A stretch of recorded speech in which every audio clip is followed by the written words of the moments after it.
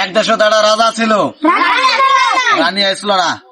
গল্প হয় নাই ভালো। তাহলে শোনো, শাহরুখ খানের টিমের মধ্যে এমন একটা প্লেয়ার ছিল, এক ওভার রান নাকি 20 রান। ওই প্লেয়ারটা 3-6 মারি ম্যাচ জিতেছে। শাহরুখ খানের এমন একটা বেরিয়েছিল, তার বেড়ি শাহরুখ খানের টিমের মধ্যে ওই প্লেয়ারটা ম্যাচ জিতে নির্ভর। শাহরুখ খানের বাড়ি অর্জনে ফিদা হয়ে গেছিল, শাহরুখ খানের বাড়ি অর্জনে ফিদা হয়ে গেছিল। তার পিছর চেহারা তো শাহরুখ খানের টিমের প্লেয়ারটা তো বিয়ে করলো না। শাহরুখ খানের বাড়ি তো ফিদা হয়ে গেল। চাইলে একটা প্লেয়ার, ফিল্ম স্টারের, বলিউডের প্লেয়ারের কথা শোনো। ওই বলিউডের প্লেয়ারটা এমন একটা চেহারা এত ভালো পাইছিল, তার নাম ছিল সলমান খান।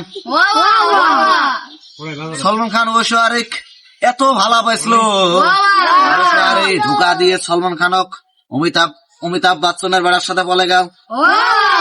সলমান খান আজ পর্যন্ত বিয়ে করে নাই। কাহিনী কেমন লাগলো?